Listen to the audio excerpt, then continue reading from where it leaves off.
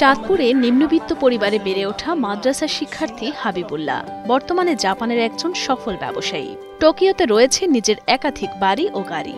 মসজিদের ইমাম, ইসলাম প্রচারক এবং দাতব্য কার্যক্রমের সাথে সফলভাবে নিজেকে যুক্ত করেছেন মাওলানা হাবিবুল্লাহ।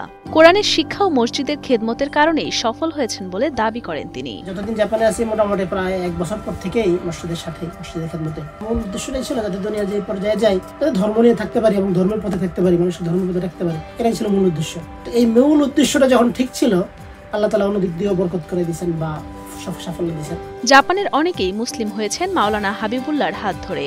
সর্বদাই চেষ্টা করেন সকলের মাঝে ইসলামের জ্ঞান ছড়িয়ে দেওয়ার। প্রত্যেক ফ্রাইডেতে আমরা যে খুতবাটা দেই, বিশেষ করে আমি ব্যক্তিগত যে খুতবা দেই, যাই বলে যাতে সবাই আমার যারা উপস্থিত আছে তারা যাতে বুঝতে পারে। আমাদের চেষ্টা থাকে যে প্রত্যেকটা জাপানিজে যাতে মুসলমান হয়ে যায়, তারা যাতে এই দুনিয়ার সাথে পরদুনিয়াটা ভালোভাবে চলতে পারে। পরিবারের দায়িত্ব পালনেও হাবিবুল্লাহ অনন্য।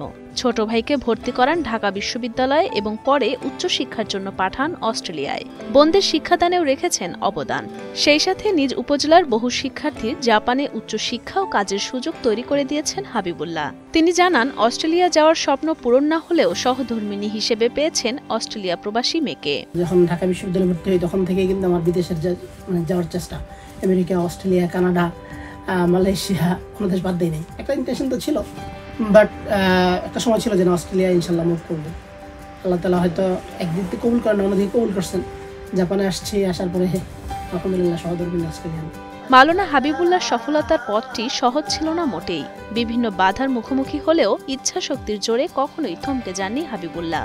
চাঁদপুরের কচুয়ার আকানিয়া গ্রামের জয়নাল আবেদিন ও তাহেরা বেগম দম্পতির বড় সন্তান হাবিবুল্লাহ 2003 সালে এলাকার একটি মাদ্রাসা থেকে কোরআনে হাফেজ হওয়ার পর দাখিল ও আলিম সম্পন্ন করে স্বপ্ন পূরণের প্রথম ধাপে পা রাখেন তিনি। তবে স্বপ্নের দ্বিতীয় ধাপে পা রাখতে বাধা হয়ে দাঁড়ায় সংসারের অভাব অনটন। সে সময় মায়ের একজোড়া কানের দুল বিক্রি করে ভর্তি হন ঢাকা বিশ্ববিদ্যালয়ের স্টাডিজ বিভাগে। আর কোচিংয়ের খরচ মেটাতে টিউশনি শুরু করেন মাত্র 300 টাকায়। কখনো ফুটপাতের দোকানেও দিনরাত কাজ করে জোগাড় করেছেন পড়ালেখার খরচ। আমি যখন ঢাকায় গেছিলাম প্রথম 300 টাকা দিয়ে টিউশনি শুরু করছি। পরবর্তীতে ফার্স্ট টাইম আমি জগন্নাথে ভর্তি হয়েছি। ওই সময় আমার টিউশনি দিয়ে আমি ইনকাম করতাম প্রায় 40,000 প্লাস। ঢাকা বিশ্ববিদ্যালয়ে ভর্তি হওয়ার পরে টিউশনি ছেড়ে দিয়ে ফুটপাতে দোকানদারি করতাম। এই কষ্ট, টিউশনি, ফুটপাতে দোকানদারি প্লাস পড়ালেখা সবগুলাই কন্টিনিউ করছে। এভাবেই কঠোর পরিশ্রম ও ইচ্ছাশক্তির বলেই সম্পন্ন করেন অনার্স ও মাস্টার্স।